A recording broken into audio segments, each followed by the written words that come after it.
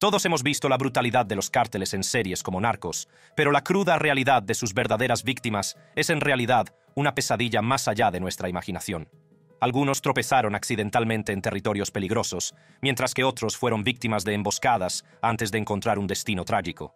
Desde el asesinato a sangre fría de un agente de la DEA hasta el horrible asesinato de un joven a manos de una secta criminal, esta es la lista de 10 estadounidenses que fueron secuestrados y brutalmente asesinados por los cárteles. Enrique Kiki Camarena Salazar.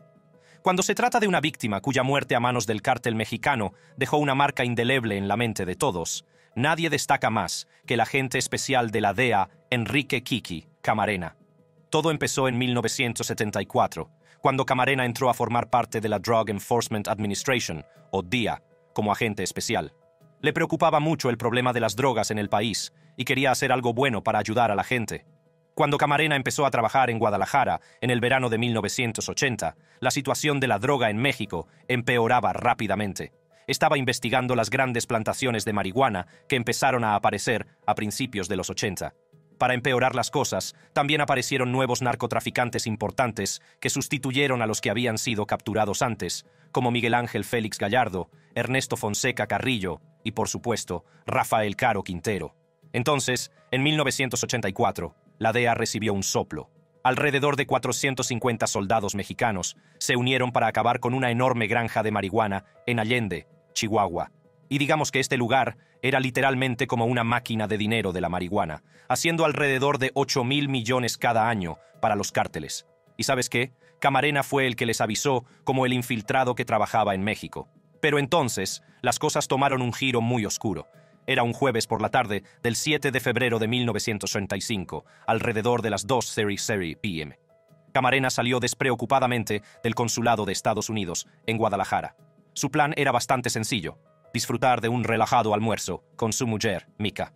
Durante más de 4 años, Camarena había estado en misiones incansables, persiguiendo pistas sobre narcotraficantes mexicanos dedicados a la marihuana y la cocaína, así que se merecía un poco de tiempo libre, ¿no? Aquí es donde la cosa se pone interesante. Camarena estuvo a punto de ser reasignado después de 3 semanas. Supongo que los altos mandos no apreciaban que hubiera estado tan cerca de sacar a la luz una enorme ruta de droga millonaria de México a Estados Unidos en 1985. Justo antes de que pudiera encajar todas las piezas, la vida le lanzó una bola curva. Fatal. Cuando Camarena se dirigía a su camioneta para reunirse con su esposa, un grupo de 5 hombres se le echó encima. Lo metieron en un Volkswagen beige y se lo llevaron a un lugar llamado Jardines del Bosque, al oeste de Guadalajara. Este lugar estaba vinculado al líder del cártel de Guadalajara, Rafael Caro Quintero, que no estaba muy contento con la participación de Camarena en el desmantelamiento de sus plantaciones de marihuana. Y como es de esperar, las cosas se pusieron feas a partir de ahí. Camarena soportó más de 30 horas de una tortura inimaginable que acabó trágicamente con su vida. Más tarde, el 5 de marzo de 1985, las autoridades encontraron lo que quedaba de Camarena. Su cuerpo había sido envuelto en plástico y abandonado en un paraje remoto y desolado cerca de un pueblecito llamado La Angostura. Fue un final triste y abrupto para una buena misión. Todo se truncó trágicamente por las acciones del cártel mexicano. En cualquier caso, la tortura y asesinato de Camarena provocó la rápida actuación de la Agencia Antidroga de Estados Unidos y pusieron en marcha la Operación Leyenda, que fue su mayor investigación sobre un caso de asesinato en aquel momento. Entonces, el 30 de julio de 1992, el Tribunal de Distrito de EEU emitió una orden para detener a Caro Quintero, acusándole de secuestro y asesinato de un agente federal, Mark Kilroy. Cuando Mark Kilroy cumplió 21 años, se fue de viaje de vacaciones de primavera en 1989, solo para desaparecer sin dejar rastro. Esto es lo que ocurrió. El 14 de marzo de 1989, Mark Kilroy y sus amigos cruzaron a México desde Matamoros. Su plan: ir de bares para disfrutar de sus vacaciones de primavera. Después de una noche de copas y buenos momentos, los amigos decidieron regresar a su hotel. El amigo de Kilroy, Bill Huddleston, necesitaba hacer una parada rápida en un callejón después de toda la cerveza que habían tomado, así que le esperó en la calle. Pero aquí es donde la cosa se pone realmente rara. Cuando Huddleston salió del callejón, Kilroy no estaba por ninguna parte. Sus amigos pensaron que tal vez había hecho autostop hasta el hotel con otra persona, así que regresaron ellos mismos. Cuando se despertaron a la mañana siguiente, Kilroy aún no había vuelto. Así que decidieron que era hora de denunciar su desaparición. Curiosamente, la desaparición de Kilroy no fue algo aislado en esa zona, y esto llamó la atención de la policía de Texas, que se unió a la policía mexicana para encontrarlo. Un importante punto de inflexión en la investigación ocurrió el 11 de abril. Los policías mexicanos estaban siguiendo a un tipo llamado Serafín Hernández García, que resultó ser el sobrino de un capo de la droga local. Se había adelantado a un control antidroga sin detenerse, y ese movimiento sospechoso llevó a la policía directamente al rancho de su familia en Santa Elena, a las afueras de Matamoros. Pero adivina qué, no solo se encontraron con más drogas, era algo aún peor, el matadero de una secta, con velas, cráneos de animales y restos humanos. Esta secta se llamaba los narcosatánicos, y justo en medio de todas esas cosas retorcidas, descubrieron el cuerpo desmembrado del pobre Kilroy. Así que ahora, el gato estaba fuera de la bolsa, y la verdad es aún más impactante de lo que puedas imaginar. García confesó y admitió que varias personas, incluyendo a Kilroy, habían sido asesinadas en ese rancho, y estos horribles asesinatos fueron ordenados por su líder, Adolfo Constanzo. Se reveló que llevaron a cabo crímenes atroces en el rancho de la familia, que al parecer se duplicó como un lugar para colar alrededor de 1.000 libras de hierba en los EEUU cada mes. Y no te lo vas a creer, pero Constanzo convenció a todo el mundo de que llevar a cabo sacrificios humanos protegería mágicamente a su híbrido pandillero de las fuerzas del orden. García reveló además que Constanzo les había dicho que buscaran a un hombre blanco para sacrificarlo. El 14 de marzo, él y otros miembros de la banda se mezclaron entre la multitud que disfrutaba de las vacaciones de primavera en Matamoros y secuestraron a Kilroy. Aquella fatídica noche, Constanzo sometió a Kilroy a horribles torturas y después lo mató con un machete. Una vez hecha la confesión, Constanzo y sus seguidores huyeron a Ciudad de México. Y cuando finalmente fueron descubiertos, en mayo de 1989, la policía se dispuso a irrumpir en el apartamento donde se escondían. Sin embargo, antes de que pudieran llevarle ante la justicia por todas las atrocidades que había cometido contra Kilroy y otros, Constanzo eligió su propio final, ordenando a uno de sus hombres que le disparara a quemarropa. Félix Batista. En el mundo de la negociación de secuestros, Félix Batista había conseguido liberar a un centenar de rehenes. Pero entonces, el destino le jugó una mala pasada cuando Batista se vio atrapado por un despiadado cártel de la droga mexicano. Corría el año 2008 y Batista, de 55 años, se encontraba en Saltillo, México, impartiendo seminarios de seguridad a empresarios locales. Un día, mientras comía en un restaurante de la zona norte de Saltillo, Batista recibió una llamada que lo cambió todo. Se trataba de su amiga Pilar Valdez, jefa de seguridad del grupo industrial Saltillo. Pilar le explicó temblorosa que había sido capturado por los Zetas, un despiadado cártel de la droga famoso por su extrema violencia. En México, el secuestro se estaba convirtiendo rápidamente en una forma de hacer dinero para los cárteles, siendo los empresarios ricos sus principales objetivos para obtener grandes rescates. Ese mismo día, el hijo de Pilar Valdez se acercó a Batista cuando éste aún estaba en el restaurante. Hablaron brevemente, y cuando Batista salió del local, parecía muy preocupado. Dejó sus cosas y dijo a sus amigos que llamaran a ciertos números si no volvía rápido. Es casi como si supiera que estaba cayendo en una trampa tendida por el cártel, al que no le caía bien porque salvaba a la gente. La gente vio cómo Félix hablaba con un tipo en un Jeep Cherokee blanco fuera del restaurante, que resultó ser Pilar Valdez.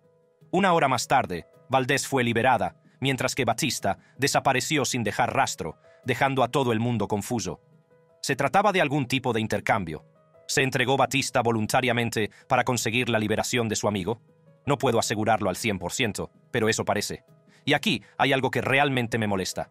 Cuando Félix Batista desapareció, las autoridades mexicanas no parecían muy preocupadas. Lo etiquetaron como una desaparición en lugar de un secuestro, lo que es un claro indicio de su posible implicación. Con el paso del tiempo, todo se volvió aún más confuso.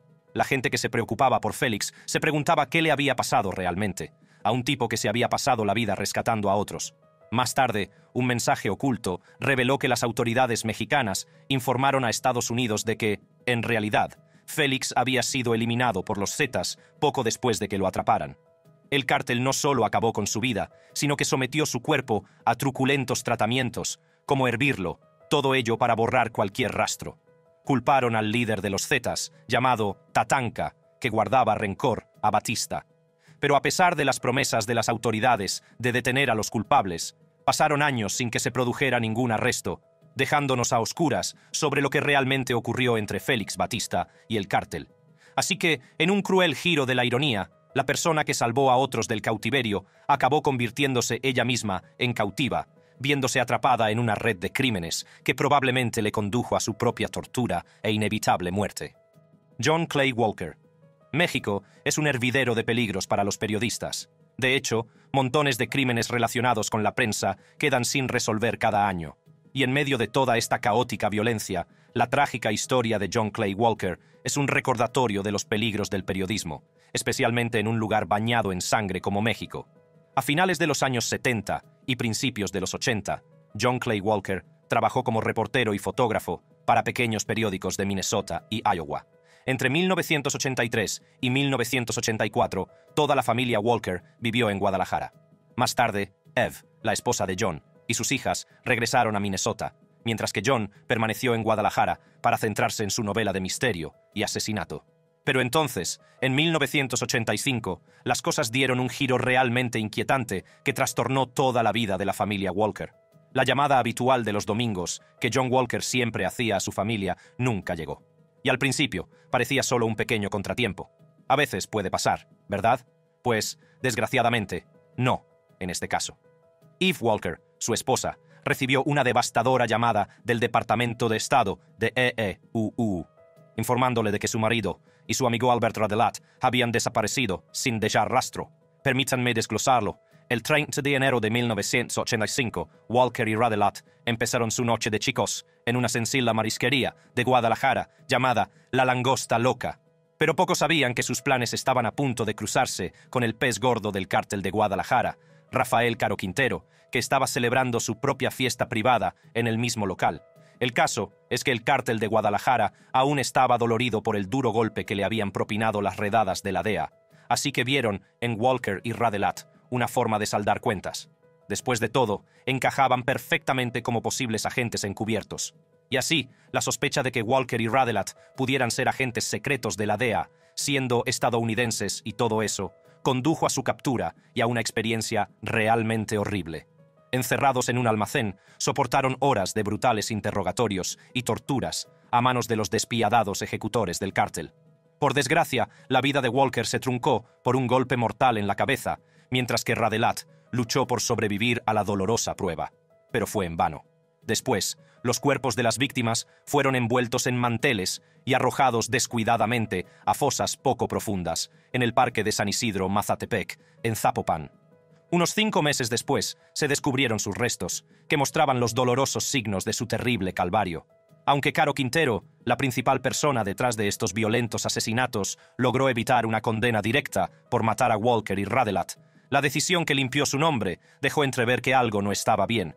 Aunque no hubo consecuencias legales, uno de los compañeros de Caro Quintero, un guardaespaldas del cártel llamado Javier Vázquez Velasco, se enfrentó a la justicia estadounidense y fue condenado a 2 cadenas perpetuas por su participación en los brutales asesinatos. Patrick Braxton Andrew, un profesor estadounidense, Braxton Andrew, decidió hacer un viaje en solitario a México en octubre de 2018. La gente siempre lo llamó un explorador que tenía debilidad por México y su gente. Pero, ¿quién iba a pensar que su amor por México acabaría costándole la vida? Allá por el otoño de 2018, su plan original era reunirse con su hermano en la Ciudad de México el 30 de octubre, después de unos días de senderismo en las Barrancas del Cobre, Chihuahua. Su viaje lo llevó a Urique, este encantador pueblo escondido en la región de las Barrancas del Cobre, en el norte de México. Suena bien, ¿verdad? Bueno, lo era, pero también tenía un lado no tan agradable, un sombrío mundo de delincuencia que a menudo florecía en lugares remotos como este. Esto es lo que sabemos. Braxton Andrew se había alojado en un hotel de Urique, a solo 2 días de conocer a su hermano. Pero aquí es donde se pone francamente siniestro. El día que fue asesinado, el día antes de reunirse con su hermano, Braxton Andrew salió del hotel y no volvió. Entonces, ¿qué ocurrió? El 28 de octubre de 2018, Braxton Andrew simplemente desapareció, dejando a su familia súper preocupada cuando no se reunió para su reunión planificada. Fue difícil precisar lo que sucedió. Su curiosidad lo llevó a un territorio peligroso. Estaba accidentalmente en el lugar equivocado, en el momento equivocado. viendo cosas que no debería haber visto. El 15 de noviembre de 2018, la horripilante verdad a esas preguntas salió a la luz. Patrick Braxton Andrew, que entonces solo tenía 34 años, se había convertido en víctima de un brutal asesinato el 28 de octubre, el mismo día en que había desaparecido. La policía encontró su cuerpo sin vida en la playa de Urique, tirado en una carretera cerca de Guapalaina. La Fiscalía de Chihuahua reveló que la autopsia confirmó que Patrick Braxton Andrew había muerto de un disparo en la cabeza.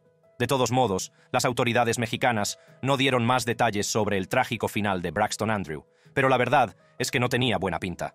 Y a medida que las piezas de este escalofriante rompecabezas empezaban a encajar, surgió un jugador clave, José Noriel Portillo Gil, también conocido como El Chueco, que significa el torcido. Los informes de los medios de comunicación mexicanos arrojan luz sobre los vínculos de Portillo Gil con el poderoso cártel de la droga de Sinaloa.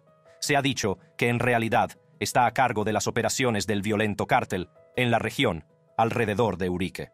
Las noticias mexicanas añaden una capa oscura a esta historia. Existe la posibilidad de que se pensara erróneamente que Braxton Andrew era miembro de la agencia antidroga estadounidense. Este malentendido podría haber llamado la atención de Portillo, que supuestamente decidió actuar y acabar con su vida debido a esta idea equivocada. Shaeed Woodard y Sindel Brown. El 3 de marzo de 2023, un grupo de amigos, Latavia Washington McGee, Eric Williams, Shaeed Woodard y Sindel Brown, emprendió lo que se suponía que iba a ser un viaje normal. Se dirigían a Matamoros, México, para que McGee pudiera someterse a una operación de abdominoplastia. Ninguno de ellos podía imaginar que su viaje daría un giro mortal tan rápidamente. Era de día, y unos individuos armados les atacaron repentinamente poco después de cruzar la frontera entre Estados Unidos y México. Mientras conducían, oyeron el claxon de un coche detrás de ellos. Brown miró hacia atrás y vio una pistola, por lo que advirtió a los demás de que no se detuvieran. Entonces se desató el caos y los asaltantes rodearon sus monovolúmenes. Todo sucedió muy rápido. Sindel y Shaeed intentaron huir, pero fueron brutalmente abatidos. Williams también abandonó el asiento del conductor, pero también le dispararon en ambas piernas, y a punta de pistola obligaron a McGee a subir a la parte trasera de una camioneta, y a los demás también. Brown y Woodward aún respiraban, a pesar de las heridas, cuando los colocaron en la plataforma de la camioneta. Fue como un sueño aterrador del que no podían despertar, convirtiendo su viaje por carretera en una pesadilla total. A partir de ese momento, la situación dio un oscuro giro. Los 4 amigos fueron trasladados a otro lugar, donde se enfrentaron a un intenso interrogatorio. Fue durante estos duros momentos cuando Shaeed expresó su amor por sus amigos antes de fallecer. Mientras McGee y Williams relataban lo sucedido, hablaron de los constantes traslados que sufrieron durante su cautiverio. Con los ojos vendados y trasladados de un lugar a otro, en un momento dado se encontraron en una casa. Allí se enfrentaron a figuras armadas con inquietantes máscaras rojas de diablo que les apuntaron amenazadoramente todo el tiempo. Su duro calvario continuó mientras los llevaban a una clínica. Williams contó cómo le cosieron la pierna utilizando un trozo de madera como apoyo.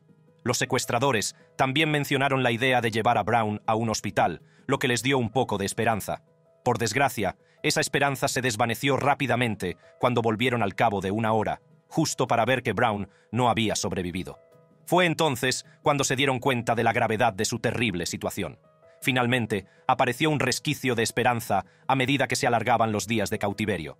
A McGee y Williams les vendaron los ojos, los llevaron a un camión y luego los dejaron en una simple cabaña de madera. El 7 de marzo, gracias a los esfuerzos combinados de agentes de seguridad estadounidenses y mexicanos, fueron descubiertos, gravemente heridos, pero vivos. Curiosamente, muchos informes sugieren que los 4 estadounidenses fueron elegidos y secuestrados deliberadamente por orden del líder del cártel del Golfo, conocido como La Quena. Este líder sospechaba que estos estadounidenses podrían estar vinculados a un cártel rival. El cártel del Golfo es uno de los grupos delictivos más peligrosos de México, y sus brutales métodos, incluido el horripilante acto de quemar vivas a las víctimas, les han granjeado una reputación verdaderamente temible, y con razón. Recientemente, la facción Escorpión del cártel ha publicado una carta en la que admite su responsabilidad en el secuestro y se disculpa por atacar a víctimas inocentes. Y no solo eso, sino que también dejaron tras de sí a 5 miembros del cártel sospechosos de estar implicados en el secuestro y asesinato de Sindel Brown y Shahid Woodard. Erika, Alex y José Ángel.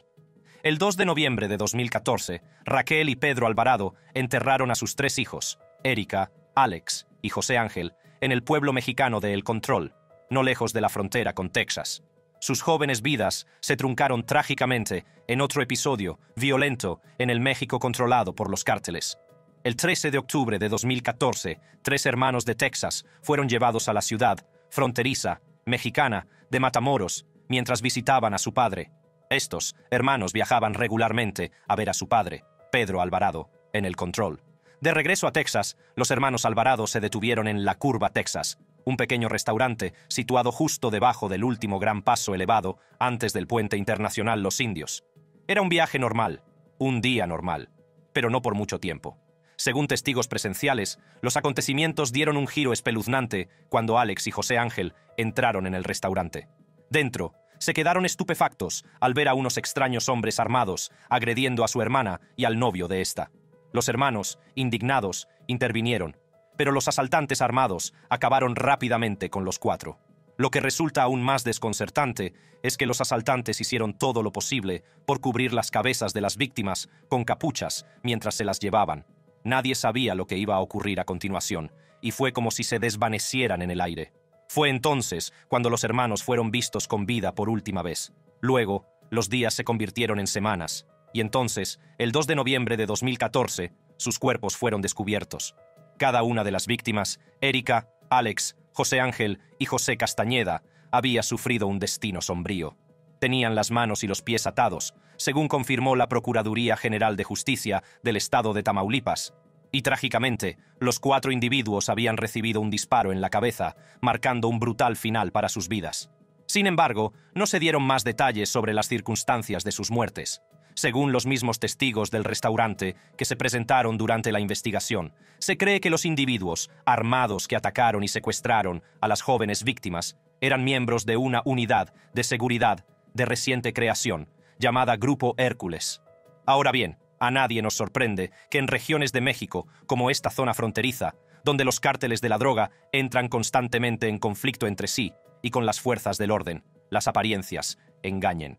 Se sabe que las bandas de narcotraficantes se hacen pasar por agentes de la ley, mientras que algunos agentes reales han estado vinculados a los intereses de los cárteles.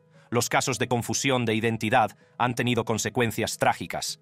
Pero lo que más preocupa a Pedro y Raquel Alvarado es la ausencia de motivos o explicaciones plausibles de los asesinatos de sus hijos y de Castañeda.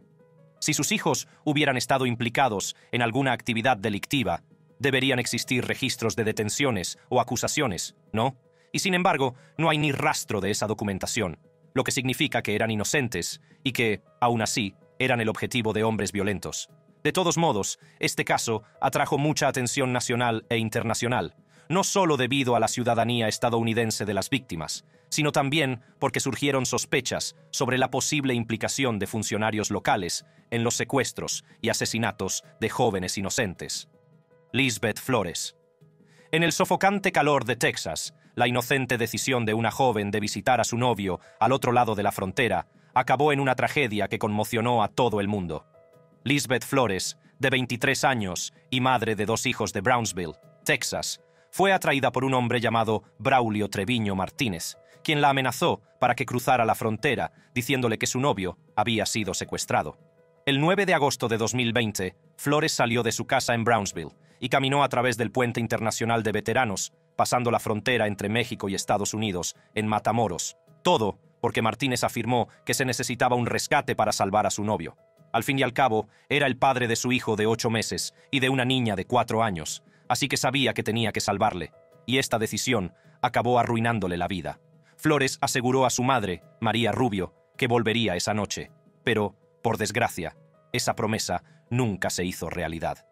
Y a medida que las horas se convertían en días y su teléfono permanecía en silencio, la preocupación de su madre aumentaba. Incapaz de localizar a su hija, la madre de Flores se puso en contacto con el Departamento de Policía de Brownsville el 10 de agosto, denunciando su desaparición después de que no regresara a casa como estaba previsto. Las autoridades mexicanas lanzaron una misión urgente para peinar la vasta extensión de Matamoros, y solo 2 días después de su desaparición, el 11 de agosto de 2020, sus esfuerzos revelaron una escena profundamente angustiosa, de una brutalidad inimaginable. Su cuerpo sin vida fue descubierto en un tranquilo campo cubierto de hierba, cerca de una obra en construcción, una zona conocida por su inquietante historial de robos y violencia de bandas. Más tarde, la investigación desveló una escalofriante serie de acontecimientos que revelan lo mal que lo había pasado la pobre mujer. Se reveló que la crueldad de Martínez no parecía tener límites. La sometió a brutales palizas y a torturas indescriptibles en su cautiverio. Y finalmente, el terrible calvario de Flores tuvo un trágico final cuando Martínez la golpeó mortalmente con una piedra.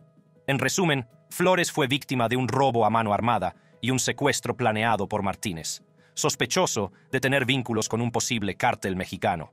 Aunque la identidad exacta del cártel sigue siendo algo turbia, se cree que se trata del Cártel del Noreste o de una banda más misteriosa conocida como la Banda del Infierno. Más tarde, la investigación descubrió más cosas sobre los posibles vínculos de Martínez con el cártel, revelando el retorcido mundo en el que Flores se había metido sin saberlo, solo para desaparecer para siempre.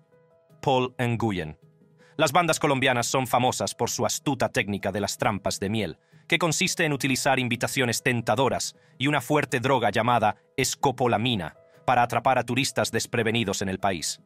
Desgraciadamente, una de sus víctimas era un joven estadounidense con un brillante futuro por delante. Pero esta banda colombiana lo atrapó y, tristemente, acabó con su vida prematuramente. Paul Nguyen, recién licenciado por Cal State Fullerton, estaba dispuesto a vivir emociones fuertes durante su estancia en Colombia. Viajando junto a un amigo, decidió encontrar a alguien con quien pasar el tiempo en Tinder mientras exploraba Medellín, pensando que podría ser una forma divertida de conocer a alguien mientras estaba en el extranjero. No tenía idea de que esta decisión terminaría llevándose su vida. La noche del 9 de noviembre de 2018, Nguyen se reunió emocionado con una mujer con la que había conectado en Tinder. Ella se había presentado como María Luisa, y su interacción en línea había desencadenado una conexión genuina. Nada podía salir mal, ¿verdad? Pero aquí está el giro. Su identidad era una completa invención, un plan para engañar a personas inocentes y hacerles entregar no solo su dinero, sino incluso sus vidas, a ella y a su banda. Gente como Nguyen. A medida que pasaba la noche y Paul no regresaba al hotel, su amigo empezó a preocuparse de verdad. Para averiguar qué había pasado, el amigo de Nguyen habló con una persona de Medellín, que conocía bien la ciudad. Intentaron pedir ayuda a las autoridades locales, pero les dijeron que tenían que esperar 72 horas antes de denunciar la desaparición de alguien. Sin embargo, el amigo de Nguyen no se rindió. Utilizaron las fotos que Paul había compartido en Internet para volver sobre sus pasos de aquella noche y acabaron en un club, donde un camarero observador recordaba haber servido a María y a Nguyen. De hecho, la última vez que alguien vio a Nguyen fue cuando se subió a un coche con María. Y como suele decirse, el diablo está en los detalles. Finalmente, tras indagar a fondo, las escalofriantes piezas de la desaparición de Nguyen empezaron a caer en algún tipo de orden. La actividad de la tarjeta de crédito de Nguyen mostraba un montón de reintegros en cajeros automáticos y una cuantiosa transferencia de PayPal a cuentas desconocidas. Entonces, se produjo el sorprendente descubrimiento. El cuerpo sin vida de Paul Nguyen fue encontrado no muy lejos de donde se le vio por última vez. ¿Cómo se descontrolaron tanto las cosas? Cuanto más se descubría, más inquietante resultaba la situación. Según el diario El Universo, le habían robado y envenenado mortalmente. Pero aquí es donde las cosas se ponen aún más desconcertantes. Resulta que su muerte fue causada por una peligrosa sobredosis de escopolamina, una droga siniestramente apodada aliento del diablo. ¿Cómo ha legado todo a esto? Bueno, resulta que Nguyen había caído presa de una despiadada banda colombiana. Este cártel, conocido por el tráfico de drogas, los secuestros y los robos a mano armada, tenía un nuevo y siniestro as en la manga: explotar a turistas desprevenidos a través de aplicaciones de citas. Y Nguyen era una de esas víctimas. La mujer, cuya verdadera identidad resultó ser Evelyn Hanau Herrera, le había engañado para que se reuniera con ella tras sus cálidos intercambios en Tinder. Junto con sus cómplices, lo acorraló a punta de pistola, lo agredió brutalmente y le administró una dosis mortal de un potente sedante, también conocido como escopolamina. A continuación, la banda lo despojó de todos sus objetos de valor y dinero antes de dejarlo solo e indefenso en la calle para que encontrara su trágico final. Sergio Saucedo. En septiembre de 2009, el espeluznante descubrimiento de un cadáver mutilado en Ciudad Juárez acaparó la atención de todo el mundo, poniendo de relieve la horrible realidad de la violencia del narcotráfico que tenía en vilo a la población de ambos lados de la frontera mexicana. Sergio Saucedo, un tejano de 30 años con un pasado problemático, fue brutalmente asesinado por sus secuestradores, y nadie pudo averiguar por qué en ese momento. Pero a medida que los investigadores indagaban en los desconcertantes detalles de su secuestro y asesinato, empezó a revelarse una inquietante trama vinculada a los cárteles de la droga. ¿Qué ocurrió realmente? ¿Se metió en líos con alguna banda? ¿Fue un mal negocio la causa de su violento final? Saucedo, un hombre con un historial de condenas penales por delitos relacionados con las drogas o el dinero, se vio inmerso en un calvario espantoso aquel nefasto día. Unos intrusos que acechaban en las sombras irrumpieron por la fuerza en su casa y lo ataron rápidamente con cinta adhesiva. Los gritos desesperados de Saucedo resonaban en la noche mientras luchaba contra sus atacantes, pero sin éxito. Los testigos recordarían más tarde que un solo disparo rompió el silencio, perturbando la temerosa quietud que se había apoderado del barrio.